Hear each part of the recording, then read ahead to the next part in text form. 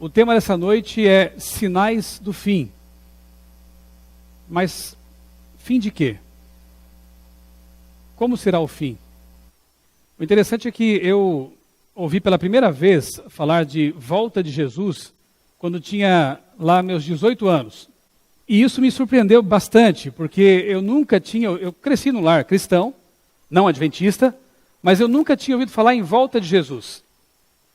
E quando ouvi isso, quando tomei conhecimento dessa mensagem bíblica, eu fiquei maravilhado. Porque pensei, quer dizer que aquele Jesus que morreu pelos pecadores, o Jesus que já me fascinava desde a minha infância, o Jesus que no Natal a gente celebra como o menino Jesus, né? Que nasceu na manjedoura, viveu como uma pessoa tão boa, fez milagres, curou, ressuscitou mortos e foi para o céu, não vai ficar lá para sempre? Ele vai voltar para buscar aqueles que o aceitaram, aqueles que o amam? Foi muito bom saber disso. Talvez vocês que são adventistas ou evangélicos, né, de longa data, talvez até de nascimento, para vocês não seja assim grande coisa, não traga tanto impacto, né, uma revelação como essa. Mas para alguém que nunca tinha ouvido falar sobre isso, realmente foi muito impactante. E se nós cremos neste livro, e eu creio que nós todos aqui cremos nesse livro, não tem como a gente pensar diferente, porque, segundo alguns estudiosos, há cerca de 2.500 referências à volta de Jesus na Bíblia, diretas ou indiretas. Mas, sem dúvida, a mais significativa delas, a gente encontra lá, em João 14, 1 a 3, e eu te convido a abrir a Bíblia nessa passagem, João 14, 1 a 3. Eu disse a vocês que são cerca de 2.500 menções diretas ou indiretas à volta de Jesus. Mas eu quero começar com essa porque foi o próprio Jesus quem disse isso, quem prometeu isso. E são palavras realmente muito confortadoras. Porque, pensa comigo um pouco. Jesus veio, morreu pelos pecadores, foi um tremendo modelo de conduta também para nós, é o nosso Redentor, mas 2.000 anos já se passaram desde a morte dele, e parece que as coisas continuam as mesmas, né? Ainda existe morte neste planeta, ainda existem doenças, ainda existe solidão, desespero. Certamente, neste exato momento, há pessoas tirando a vida, porque não veem mais perspectiva neste mundo. Há pessoas que passam fome, pessoas que estão vivendo uma situação terrível nesse exato momento. E para muitas dessas, talvez, aquilo que Cristo fez na cruz há 2.000 anos, parece que não fez muito sentido, porque as coisas continuam as mesmas. E não faria mesmo sentido Jesus vir à Terra, morrer por nós, e nos abandonar nesse planeta que se destrói. Era preciso que esse plano de resgate tivesse algo mais do que a morte de Cristo. E esse algo mais está aqui em João 14, 1 a 3. Jesus disse assim: não se turbe o vosso coração. Credes em Deus, crede também em mim. Na casa de meu pai há muitas moradas. Se assim não fora, eu vou-lo teria dito. Pois vou preparar-vos lugar. E quando eu for e vos preparar lugar, voltarei e vos receberei para mim mesmo, para que onde eu estou, estejais vós também. Graças a Deus por essa promessa. Sabem, os discípulos já estavam sentindo no ar alguma coisa triste, a despedida de Jesus. E Jesus, percebendo ali esse ar de tristeza, esse clima de despedida, ele diz essas palavras para os seus seguidores, seus discípulos: não fiquem preocupados, não fiquem com o coração tão pesado, porque, embora eu vá para o meu Pai, eu voltarei. E eu voltarei para levar vocês para onde eu estou. Onde eu estiver, vocês também estarão. E ele está onde hoje? No céu. Então a grande promessa, sem dúvida a promessa mais importante, maravilhosa que há na Bíblia, além da salvação, é claro, é a de que esse Cristo, que hoje está no céu, vai voltar para nos levar para lá. vai nos resgatar. Além de Cristo, quem mais prometeu que ele voltaria? Vários outros, mas eu acho que essa promessa também é significativa. Lá em Atos, avance um pouquinho aí na Bíblia, Atos capítulo 1, versos 10 e 11. Além de Cristo, nós encontramos também outros seres celestiais fazendo a mesma promessa que Cristo fez. Como se não bastasse já o próprio Jesus dizer isso, né? Porque ele nunca mentiu. Tudo que Jesus prometeu, ele cumpriu.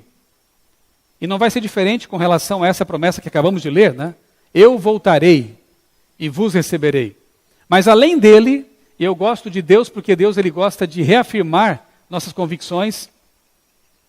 Quando você faz um ano bíblico, né? Quando você lê a Bíblia de ponta a ponta, você percebe quantas vezes Deus fala, não temas, não temas. Ele gosta de repetir isso para nós. Eu te amo, eu te amo. Deus gosta de repetir isso para nós. E a promessa de sua vinda é uma dessas repetições. E que bom que é assim, porque isso nos enche cada vez mais de esperança. A cena aqui, só para contextualizarmos, é a seguinte. Jesus havia passado 40 dias com seus discípulos na terra e chegaram ao momento da despedida. Ele precisava voltar para o Pai. Ele iria agora prosseguir seu ministério em favor da humanidade, mas no santuário no céu. E enquanto subia, eu posso imaginar a cena, ele olha para baixo e vê seus filhos com lágrimas nos olhos, com um rosto cheio de saudades. E ele então pede que 2 anjos da comitiva que o estava recebendo desçam para confortar os discípulos. Querem ver o que os anjos falaram? Versos 10 e 11. Estando eles com os olhos fitos no céu, enquanto Jesus subia, eis que 2 varões vestidos de branco, na verdade 2 anjos, se puseram ao lado deles e lhes disseram, varões galileus, por que estáis olhando para as alturas? Esse Jesus, que dentre vós foi assunto ao céu, virá do modo como vistes subir. Amém? Que promessa, hein? Agora 2 anjos, além de Cristo, vêm até os discípulos para confortá-los com esta palavra que nos conforta também. Não fiquem tristes. Esse mesmo Jesus que subiu para o céu, voltará do mesmo modo como vocês o viram subir. De que modo? Pessoalmente, ele mesmo, em carne e osso, entre nuvens e rodeado de anjos. Então a vinda de Cristo será como foi a sua ida para o céu, visível. Ele mesmo, em pessoa, virá para resgatar seus filhos. Como é bom saber disso, né? 2.500 promessas dessa natureza. Eu ficarei só com essas 2, porque eu acho que basta, né? O próprio Cristo garantiu, prometeu, nunca mentiu, e além disso, 2 anjos desceram do céu para confortar seus discípulos, dizendo que ele voltaria do modo como subiu. Não fiquem tristes. Você consegue imaginar por que os discípulos pregaram com tanta garra, com tanta convicção, porque eles deram a vida por essa mensagem? Você consegue imaginar por quê? Um dos motivos era saudade. Eles sabiam, porque em Mateus 24, daqui a pouco vamos ver essa passagem, Jesus disse que uma das profecias, um dos sinais que anunciam sua vinda, seria justamente a pregação do evangelho em todo o mundo. Então os discípulos certamente pensaram, vamos pregar com tudo, né, com todas as forças, para que o mundo conheça essa mensagem e o nosso mestre possa voltar logo, porque nós não aguentamos de saudade. E eles morreram por essa mensagem. Eles deram a vida por essa mensagem. Mas não apenas pela saudade que tinham, mas pela certeza que alimentavam no coração. Que certeza? De que aquele Cristo, aquele Jesus que está no céu, é uma pessoa real. Mas por que real? Porque eles tocaram nele. Eles o abraçaram, eles comeram com ele. Na Santa Ceia, João estava ali do ladinho de Cristo, encostado nele. Então, quando João escreve sobre Jesus na Bíblia, ele não está escrevendo sobre uma figura mitológica. Não está escrevendo sobre um grande líder, não. Ele está escrevendo sobre um Deus que se fez carne e osso. Morreu por eles, por nós também. Foi para o céu e é real. Cada vez que Pedro, Mateus, João, Tiago oravam a Deus, eles sabiam que no santuário celestial há um intercessor real. Eles sabiam que a fé que eles tinham era verdadeira, real e palpável, porque Jesus é palpável. Deu para entender? Se a nossa fé for desse nível, nós também vamos pregar com todo entusiasmo. Porque nós precisamos entender que a nossa religião é uma religião que existe, o cristianismo existe, porque o nosso Deus é um Deus vivo, real e palpável. Não é uma filosofia apenas, não é uma ideologia apenas. É uma religião de um Deus vivo e real. Quando você ora a Deus, quando você busca a Deus em oração, tenha certeza de que lá no céu há uma pessoa em cujo peito bate um coração de carne. Porque Jesus, por amor de nós, resolveu manter seu corpo na sua ascensão. Ele se identifica conosco, porque Ele é Deus conosco. Não é bom saber disso? Essa é a promessa que deve arder em nosso coração. Agora, quanto tempo falta? Será que dá para ter uma ideia de quando a nossa saudade realmente terá fim? Já ouvimos tantas vezes falar disso, né? Eu já estou nesta igreja há cerca de 20 anos. E desde então tenho ouvido falar da volta de Jesus. Não perdi a esperança, porque 20 anos não são nada, na verdade, né? Mas será que hoje a minha convicção é mais forte do que há 20 anos?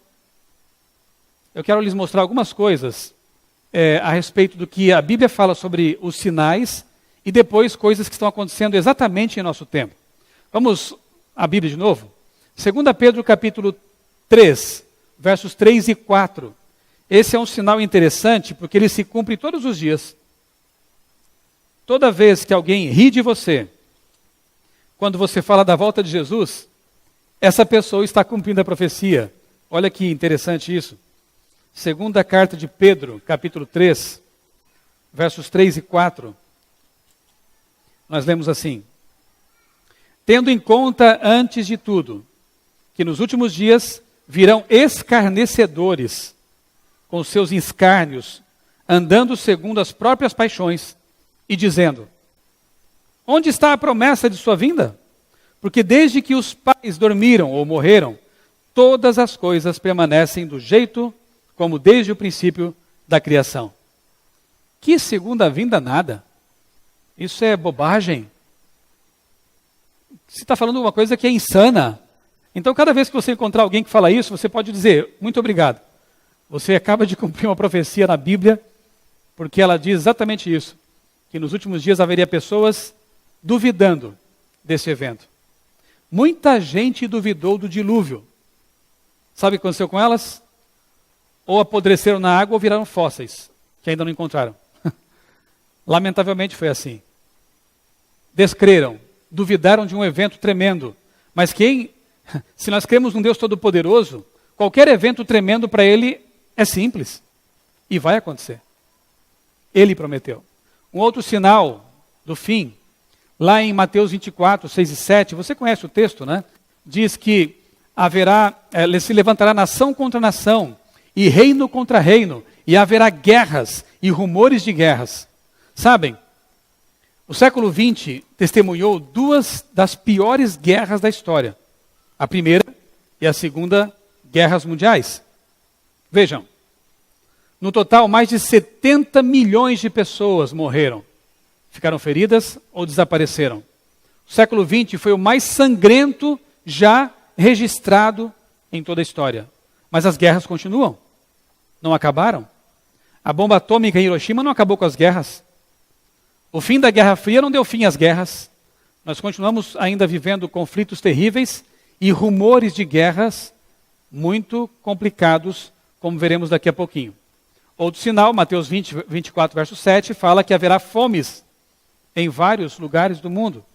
Lamentavelmente, isso também não é um mal que já foi debelado. Existe. E na história vemos o seguinte, que os últimos 100 anos testemunharam 4 das maiores fomes da história.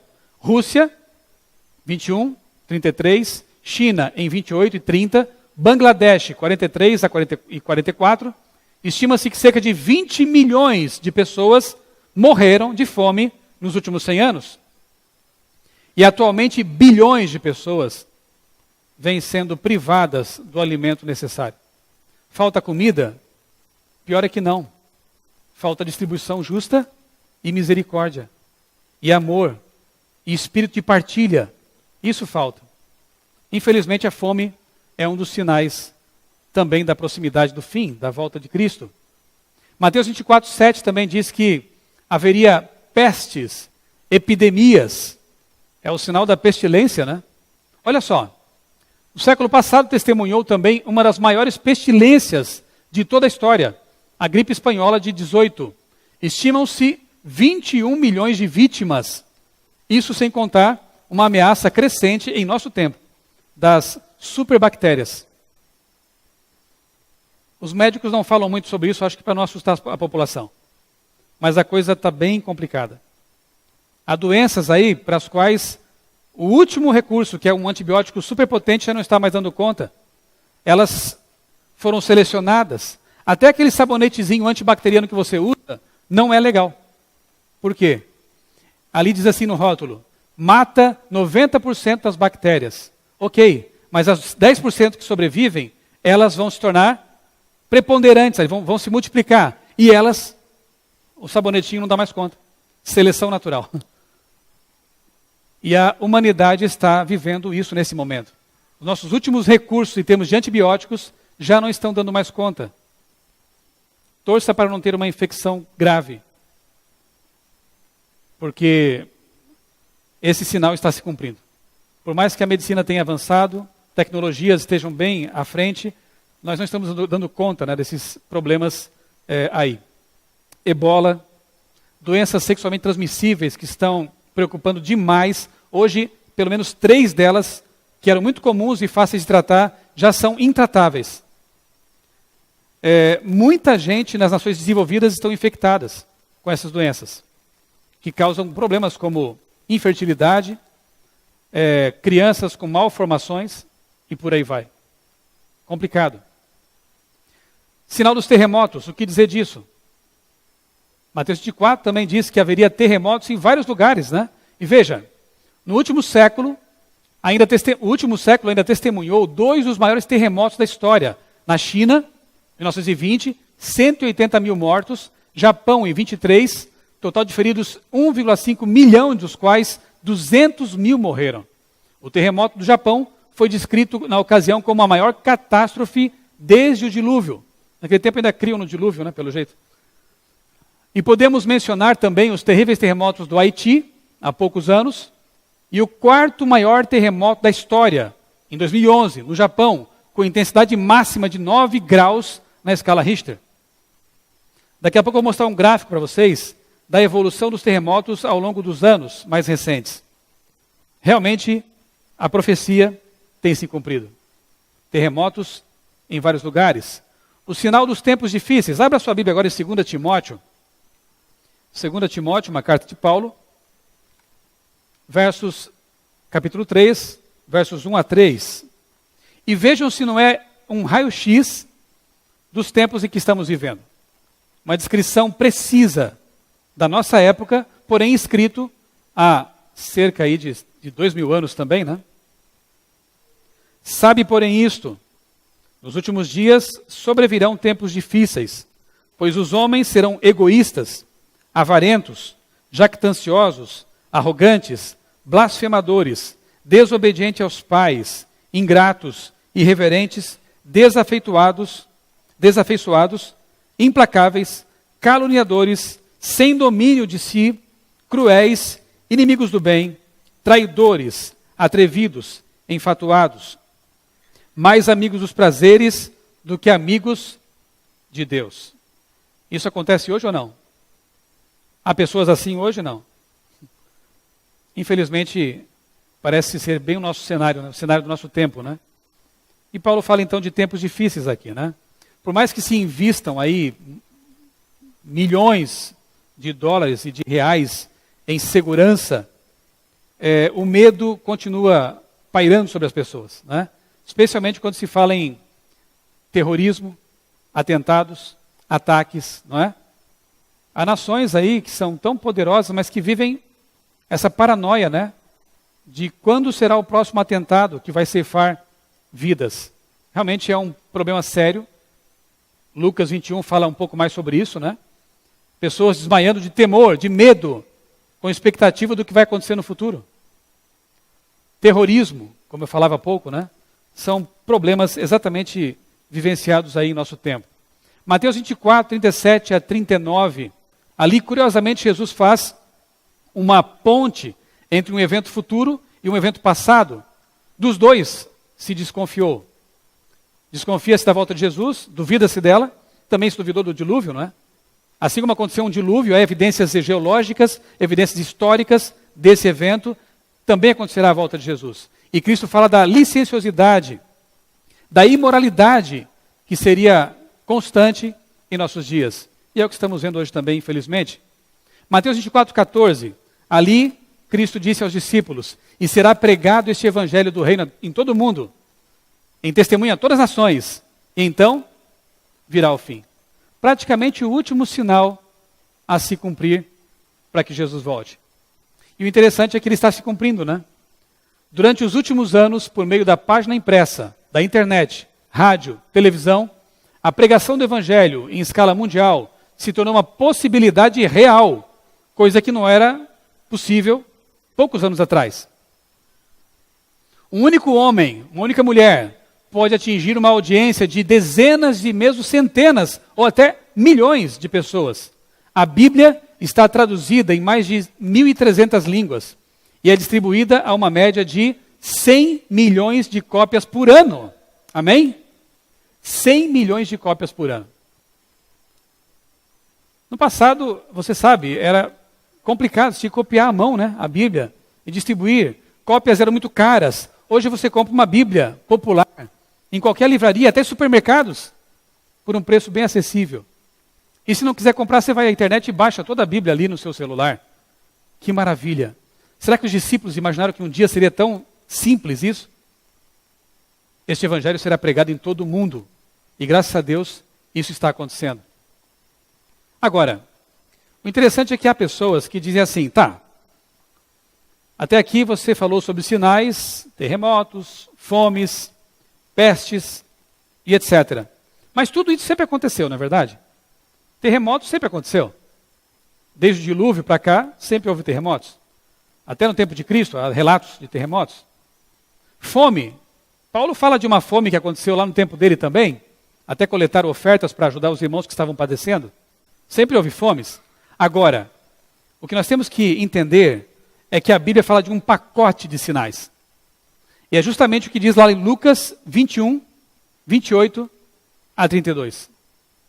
Ali diz assim, quando vocês virem acontecer todas estas coisas, saibam que está próximo às portas. É o sinal, todas essas coisas. Não só o pacote está acontecendo há algum tempo já, como a intensidade disso tudo é crescente. Você já percebeu? Na verdade é tão crescente, tão presente na mídia, por exemplo, que a gente já se acostumou com isso. É mais um terremoto, é mais um povo passando fome, são mais alguns milhões de refugiados fugindo do seu país. A gente se acostuma com coisas que são muito tristes. Se acostuma com os resultados do pecado, a gente meio que se torna quase insensível, dessensibilizado, anestesiado. E os sinais acontecendo ao nosso redor com uma intensidade nunca antes vista. Esse sinal, o sinal, estas coisas, talvez seja aquilo que mais aponte para a proximidade da volta de Jesus. Por quê?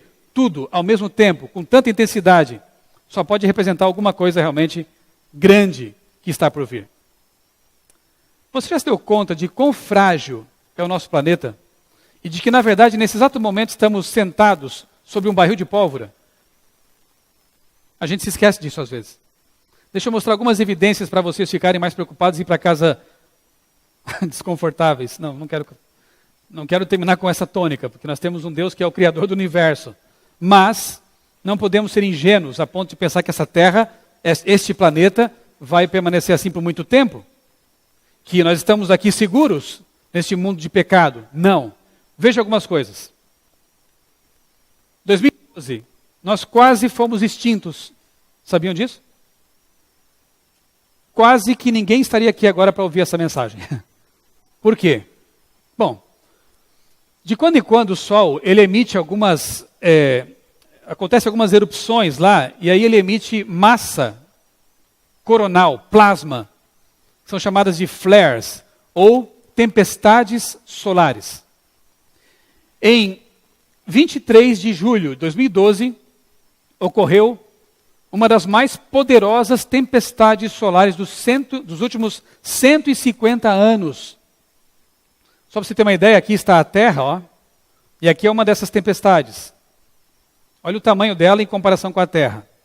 E quando acontece uma ejeção de massa coronal como esta, partículas superenergizadas vêm em direção à Terra. Ou vão em qualquer direção.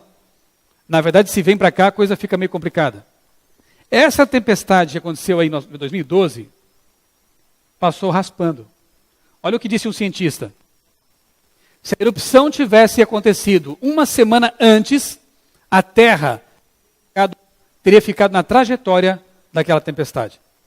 Por uma semana, a gente escapou de ser atingido em cheio por uma tempestade que, em 1859, se eu não me engano, aconteceu uma semelhante a essa. Todos os telégrafos dos Estados Unidos foram torrados. Só que no século XIX, as pessoas não dependiam tanto de energia elétrica, não é verdade? Os telégrafos queimaram, tiveram que consertá-los e tal. Mas se uma tempestade dessa acontecesse hoje, você pensou no caos que poderia gerar aqui? Os satélites de comunicação seriam queimados. Os transformadores explodiriam. Esqueça a internet, esqueça banco eletrônico, esqueça postos de gasolina, porque depende de energia elétrica, esqueça muita coisa. E segurança também. A sociedade ia virar um caos. Haveria saques, talvez. Violência, escuridão, falta de abastecimento de água, energia e talvez alimentos também. Já pensaram nisso? Em nosso tempo? Por uma semana, isso não aconteceu. A Terra é segura? O que você acha? Mais do que isso. Aqui está o gráfico que eu prometi mostrar para vocês. Isso aqui mostra a quantidade de terremotos entre 6 e 8 graus na escala Richter, desde 1900 até 2008. É verdade que os sismógrafos foram bastante aprimorados, e é verdade também que a população aumentou, então os estragos acabam sendo maiores e mais vidas se perdem. Mas os sismógrafos, especialmente os americanos, sismógrafos que usam sismólogos, né? Não, sismólogos que usam sismógrafos, né? Os sismólogos, eles têm acompanhado isso já há um bom tempo, documentando isso, e esse gráfico mostra a evolução desses terremotos entre 6 e 8. Vejam só, 1900, pulando para cá, 1940, 1960, 1980, 2000, 2008, e aí não tinham contabilizado em 2009, e eu não consegui um gráfico mais atualizado, mas se observar a progressão, acho que a coisa continua crescente. Há terremotos acontecendo exatamente agora em vários lugares do mundo. Alguns lugares, graças a Deus, não são habitados. Tivemos agora recentemente na Itália, uma cidade inteira foi ao chão. E então, intensidade crescente, como as dores de uma mulher que está para dar à luz, cada vez menos espaçadas as contrações, né? Aqui é uma outra situação que, se acontecer, vai ser calamitosa.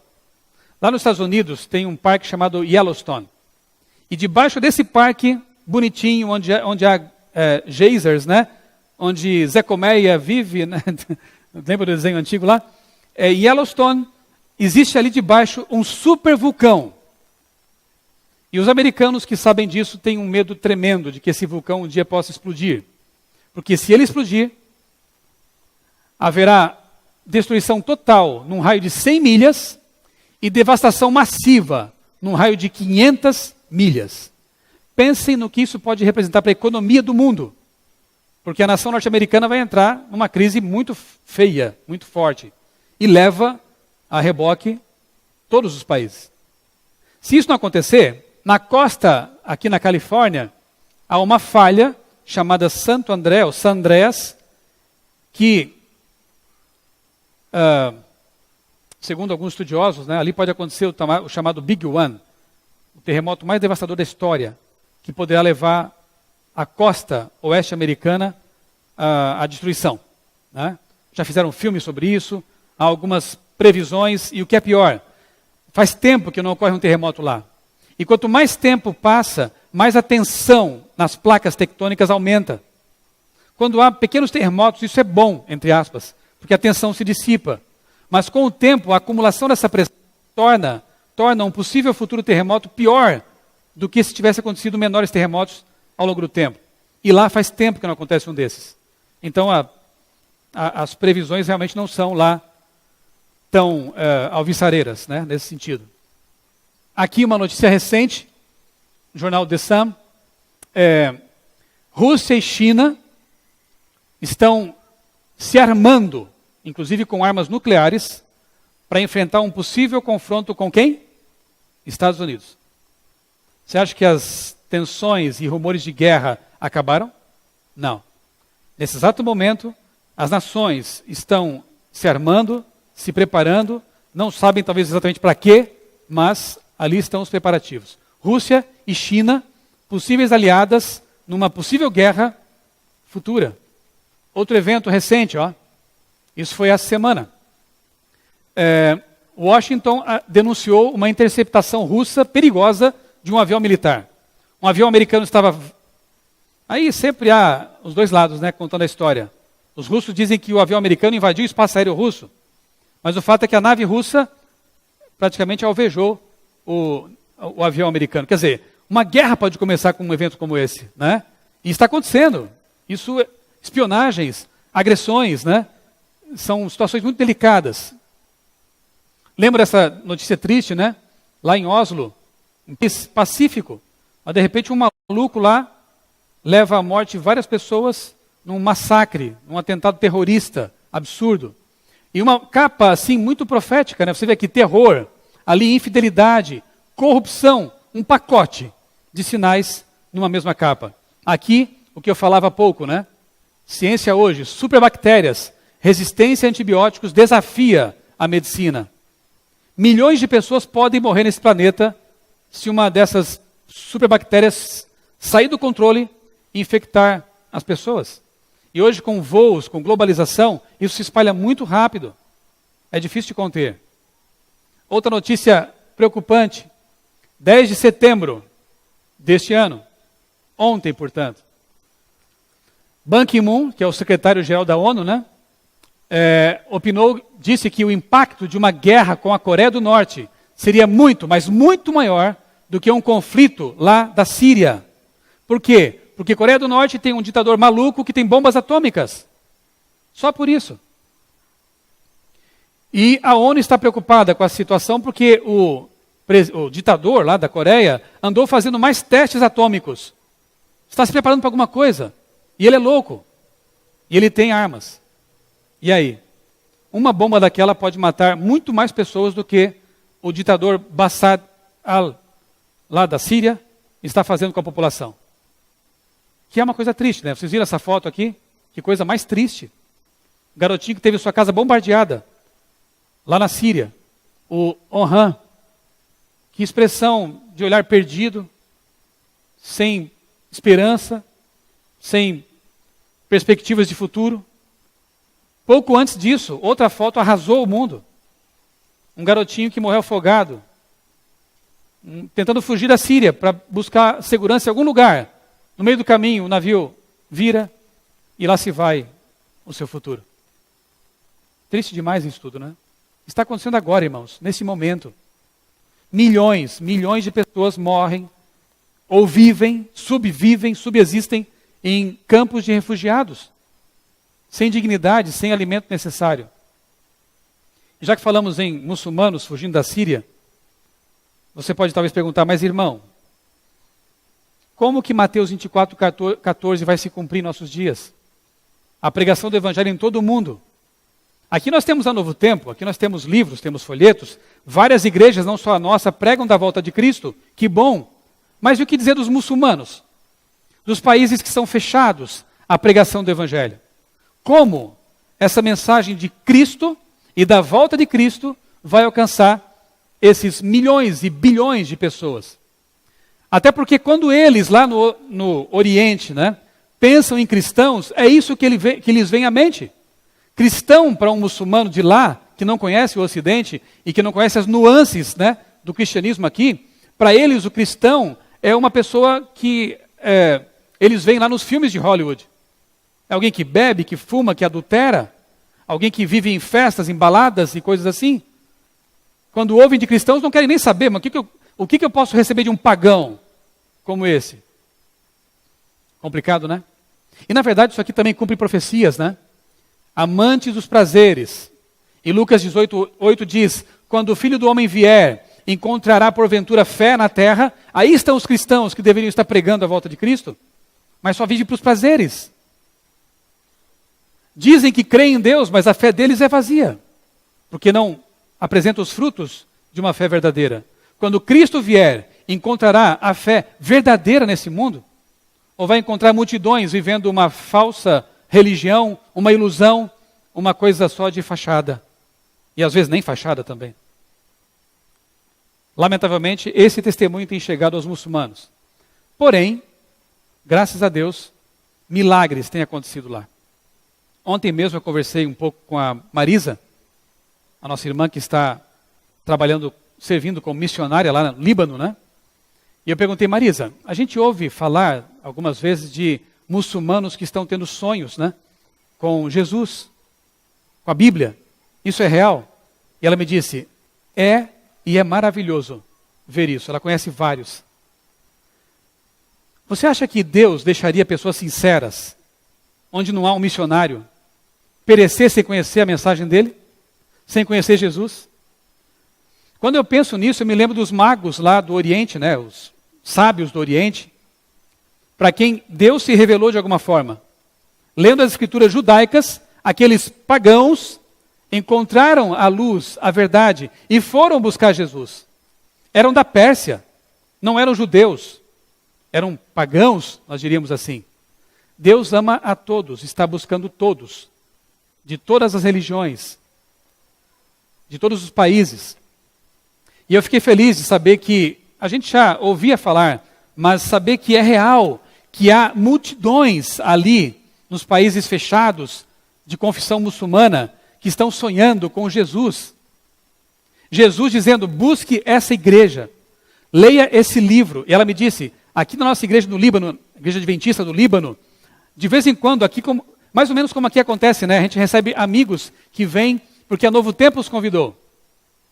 E aparecem aqui na igreja. Lá, quando chega um muçulmano querendo conhecer a igreja, eles perguntam, como você soube? Eu sonhei com alguém que me mandou vir aqui. Gente, isso é de arrepiar a gente, né? É de chorar, de algo tão maravilhoso estar acontecendo entre aquelas pessoas, né? Deus tem enviado missionários para lá, mas quando não é possível, Deus tem se revelado. Sabe o que acontece também? Muitas mulheres muçulmanas ficam em casa, enquanto os maridos vão trabalhar. Em casa, o Líbano é um país um pouco mais aberto, elas acessam a internet, elas conseguem sintonizar a rádio adventista e o Hope Channel em árabe, que também tem lá, a TV Novo Tempo em árabe. Muitas mulheres muçulmanas estão se tornando cristãs, adventistas do sétimo dia, só não podem contar isso para ninguém. Então, a Marisa me falou assim, olha, ali não tem nem como a gente contabilizar batismos ou conversões. No céu, nós vamos ter muitas surpresas. Muitos muçulmanos que já estavam guardando o sábado, acreditavam em Jesus e amavam a palavra, a verdadeira palavra de Deus. Que bom saber disso, né? Este evangelho do reino será levado a todo mundo. Ele está sendo levado, neste exato momento, a todo mundo. Abra sua Bíblia em Apocalipse 7, verso 1. É um texto bastante interessante e que nos dá uma resposta sobre o porquê de, embora vivamos num mundo tão frágil, que pode ser destruído por um terremoto, por um supervulcão, por uma tempestade solar, por bactérias superpoderosas, ainda estamos aqui. Contra todos os prognósticos, ainda estamos aqui. Apocalipse 7:1 diz, depois disto vi 4 anjos em pé, nos 4 cantos da terra, conservando seguros os 4 ventos da terra, para que nenhum vento soprasse sobre a terra, nem sobre o mar, nem sobre árvore alguma. Você que já estudou profecias, sabe que na linguagem profética, ventos representam guerras, convulsões e coisas desse tipo. Por sua misericórdia, pela misericórdia de Deus, é que ainda estamos aqui. Resumidamente é isso. Porque esses anjos estão contendo os ventos que poderiam destruir a terra, mas ainda não destruíram. Graças a Deus.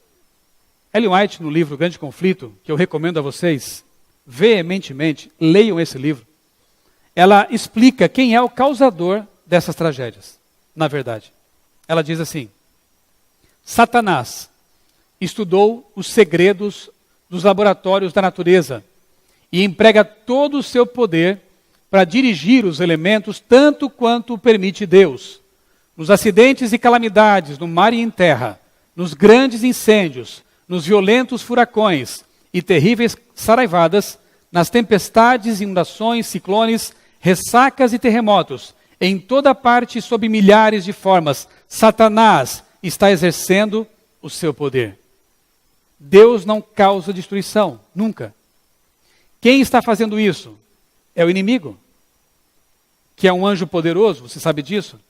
E que, como diz ela, estudou os laboratórios da natureza, ele sabe como os elementos funcionam. E ele usa seu poder tanto quanto Deus permite para causar destruição. Então, à medida que o poder restritor de Deus for sendo retirado da terra, certamente que essas calamidades vão acontecer com muito mais intensidade. E aí vem o medo. Você fica com medo disso?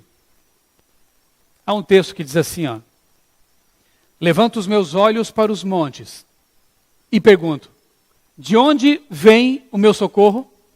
Meu socorro não vem dos montes. O meu socorro vem de quem? Do Senhor que fez os céus e a terra. Não tenha medo. Não tenha medo porque antes de melhorar vai piorar um pouco mais. Mas vai melhorar. E o nosso Deus não é um Deus pequeno. Esse texto diz que é o Deus criador do céu e da terra. É o Deus todo-poderoso, o criador do universo. Ele diz, não confie em coisas finitas como uma montanha, por maior que seja. Olhe para mim. Eu te tenho em minhas mãos. O mundo vai desabar, vai, mas eu vou segurar você. Mesmo que você morra. Não foi o que Jó disse? Ainda que eu morra, ou que ele me mate. Com esses olhos, eu verei a Deus. Você estará seguro sempre se você confiar no Deus Criador dos céus e da terra. Não tenha medo de tempestades solares, porque Deus criou o sol. Não tenha medo de terremotos, porque é Deus quem te sustenta. Não tenha medo. Por que Deus disse tantas vezes na Bíblia, não tema? É porque Ele é o nosso Criador. E estará conosco para sempre. Jesus disse, eis que estarei convosco todos os dias. Até quando? Até a consumação do século. Isso quer dizer o quê? Até o fim. Ele nunca vai nos abandonar. O Senhor não demora. A pergunta que alguns fazem, por que não voltou ainda então? Se tudo está acontecendo, se terremotos, inundações, ciclones, pestes, se tudo está acontecendo exatamente agora, por que Jesus não voltou ainda? Por que não voltou no passado? Por que não voltou esse ano? Por quê? Talvez esse texto seja a resposta. O Senhor não demora em cumprir sua promessa, como julgam alguns. Pelo contrário, Ele é paciente com vocês, não querendo que ninguém pereça, mas que todos cheguem ao arrependimento. Quer saber? Talvez Jesus não tenha voltado por sua causa. Nossa, eu sou tão importante assim para retardar o relógio de Deus? Cada alma é importante para Jesus. O Senhor não vai retardar sua promessa além de um período que Ele estabeleceu, mas Ele é paciente e aguarda o quê? Que você se entregue a Ele. Eu quero contar uma história para encerrar essa mensagem de um rapaz chamado William Bittencourt. Essa foto é de 1994, eu ainda namorava a Débora, e tem algumas diferenças ali, eu reconheço, mas Jesus vai voltar e vai reformar tudo de novo, né? Mas o fato é que eu conheci o William na escola em que eu fiz o ensino médio. Eu era recém-convertido nesse ano, eu tinha 2 anos apenas de batizado como adventista. E a professora de religião na escola em que eu estudei, fiz um curso técnico de química, me convidou um dia para fazer uma palestra sobre Apocalipse na sala dela. Porque uma aluna fez uma pergunta, não sabia responder, e ela sabia que eu tinha estudado Apocalipse com os adventistas. E ela então me convidou para fazer uma palestra. Eu fui, fiz, mas tentei cavar algo mais. Disse assim: professora, você não gostaria que eu continuasse apresentando alguns temas dessa natureza aqui para os seus alunos?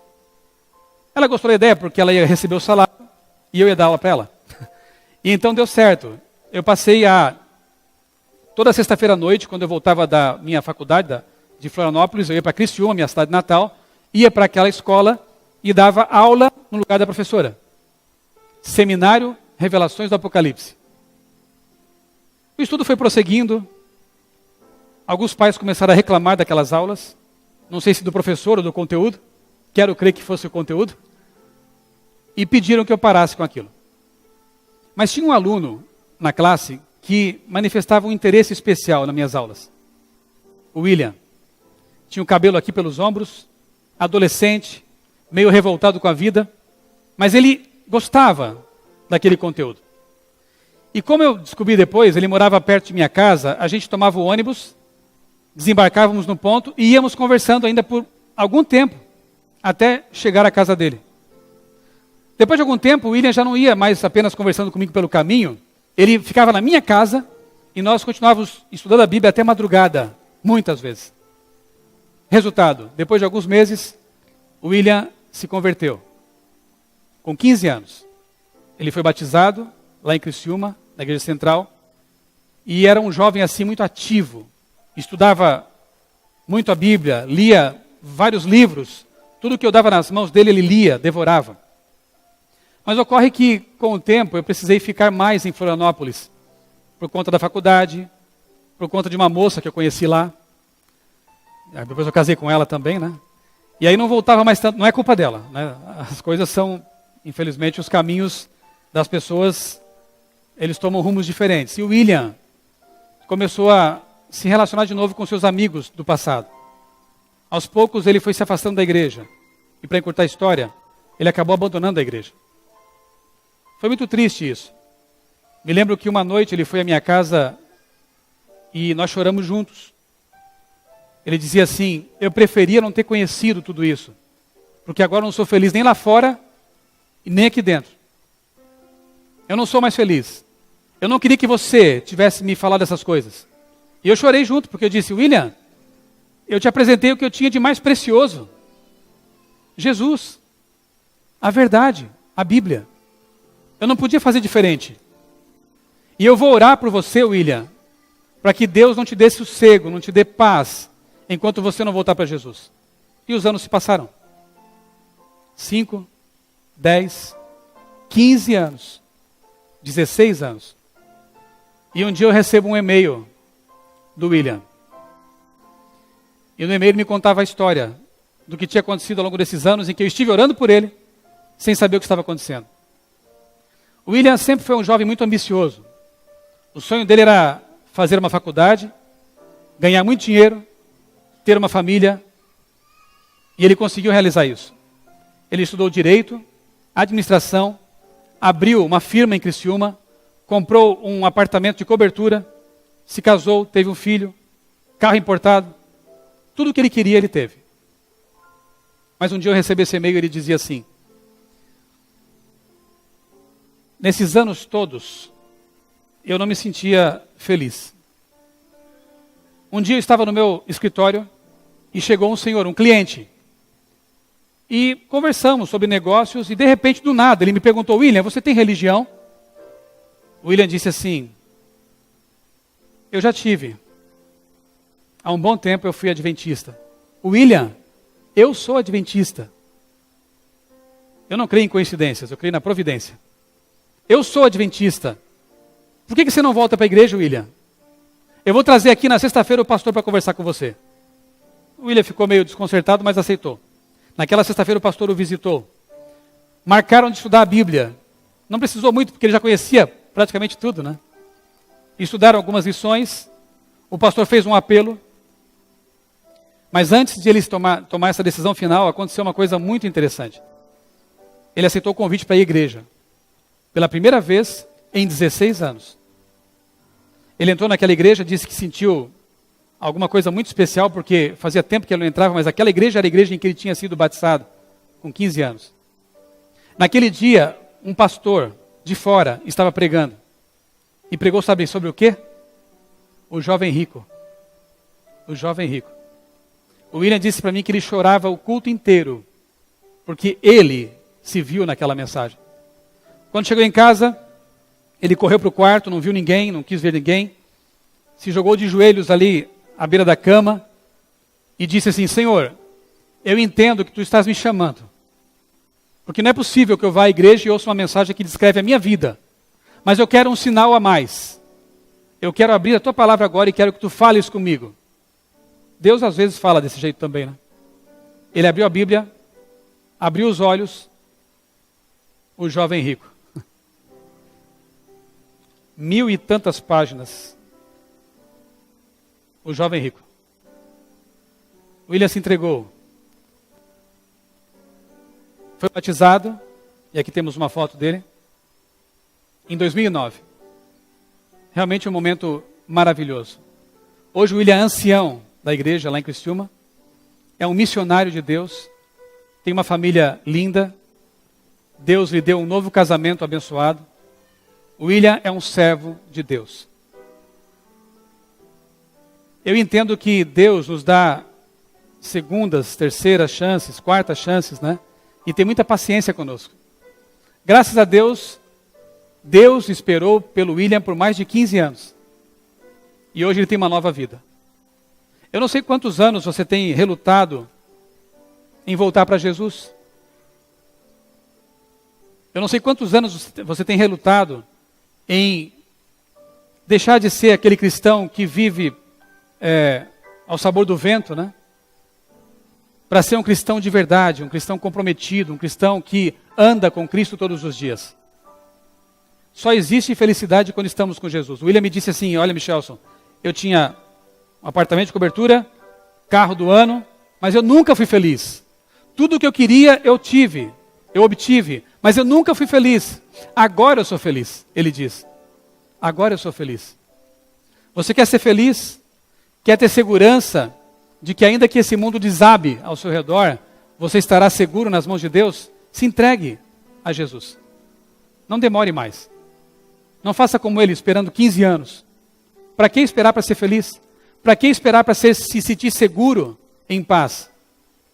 Eu quero te convidar essa noite a fazer uma reentrega do coração a Jesus.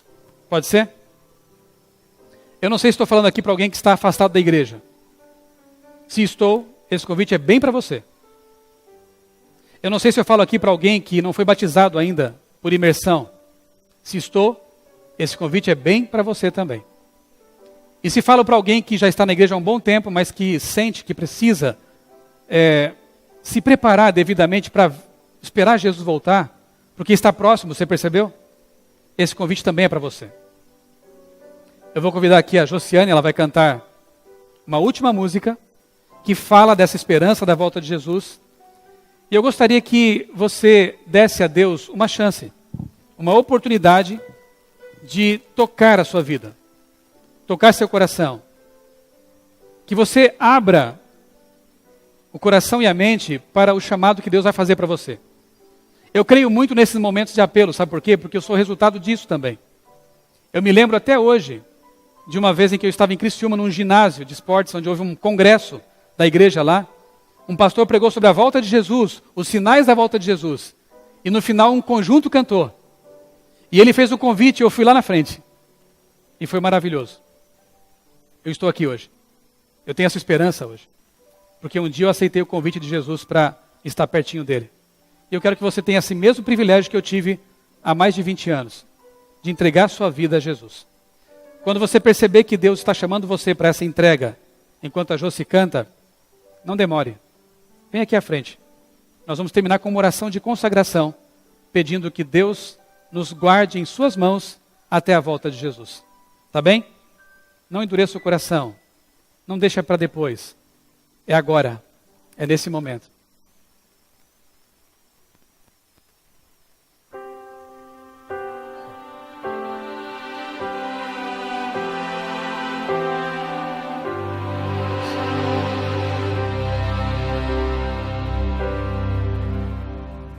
Existe um céu que meu Jesus preparou pra mim, mas nunca pude imaginar o que estava a me esperar neste meu novo e lindo lar.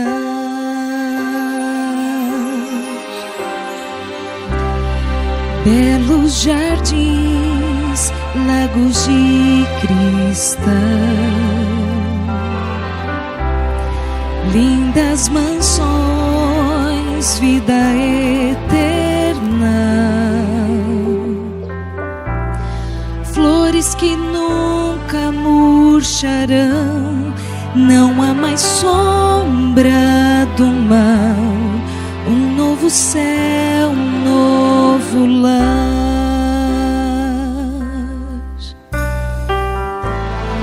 Eu não preciso mais sonhar,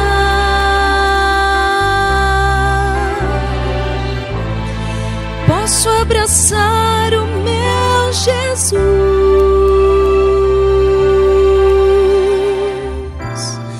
posso tocar em suas mãos, ver as feridas do amor, eterno amor que me salvou.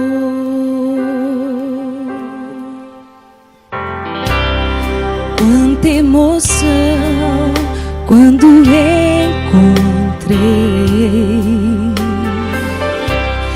amigos e irmãos por quem sempre orei, e os que dormiam no Senhor agora cantam em louvor, glórias ao Rei, meu Salvador.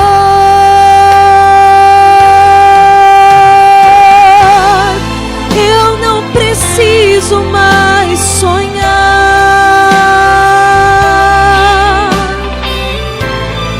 posso abraçar o meu Jesus,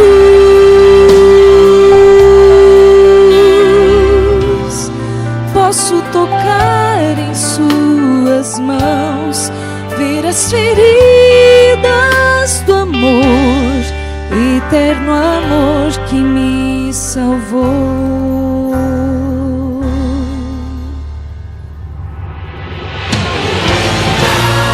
Eu não preciso mais sonhar,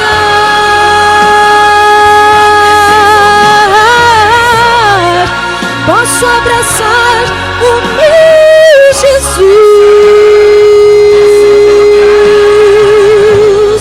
posso tocar em suas mãos, ver as feridas do amor, eterno amor que me salvou.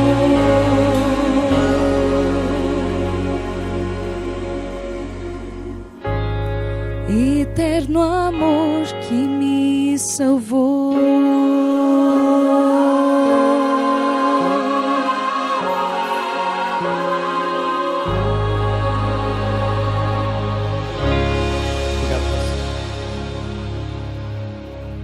Ele espera por você.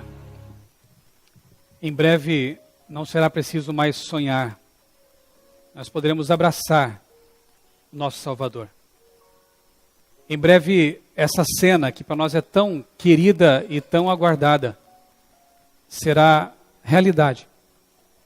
E poderemos abraçar o nosso Salvador. agradecer por tudo que Ele fez e tem feito em nossa vida. Eu queria orar por aqueles que realmente querem fazer uma entrega especial a Jesus. Você ficou em pé porque eu creio que você quer reconsagrar sua vida a Jesus. Mas o convite agora é para pessoas que vão dar um passo ainda mais corajoso. Há alguém aqui entre nós que não passou pelo batismo nas águas e gostaria de, num momento futuro, não vai ser agora naturalmente, entregar a vida a Jesus dessa forma, sendo batizado nas águas, selando a vida com Cristo para estar preparado para a volta dele? Há alguém aqui que quer vir à frente para uma oração especial? Há também alguém, quem sabe aqui, que andou longe de Deus, quer dentro, amém, irmã? Deus te abençoe muito. Parabéns pela coragem. Vai fazer diferença em sua vida, tenho certeza. Alguém que, quem sabe, se sente longe de Deus, mas quer se aproximar, Deus seja louvado por sua decisão também. Quer se aproximar de Jesus, quer fazer uma reconsagração da sua vida por meio de uma oração de entrega nesse momento. Mais uma jovem vindo aqui, que Deus te abençoe muito. Deixa eu cumprimentar vocês aqui, porque eu me lembro de quando eu passei por isso. Foi muito especial na minha vida também. Deus abençoe você. Deus abençoe, irmão. Mais alguém quer se unir aqui a esse grupo de corajosos que desejam entregar a vida? A juvenis também vindo aqui, que momento especial, né? Porque é nessa fase da vida que a gente se apaixona por Jesus e deseja se entregar a Ele também. Papai está trazendo aqui junto. Deus abençoe vocês também, tá? Fiquem sempre firmes aqui nesse caminho. Eu quero orar por essas pessoas, mas nesses momentos eu me sinto assim um pouco preocupado, porque se há alguém lutando aí, pensando se vem ou não, oro, talvez a pessoa volte para casa pensando assim, mas por que eu não fui lá na frente? Por que eu não recebi aquela oração? Então eu vou esperar mais alguns segundos, porque pode ser que tenha mais alguém aqui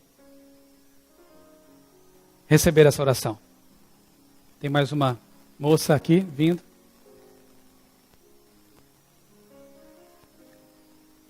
Jesus está voltando, você percebeu, né? E Ele quer levar um povo especial com Ele para o céu.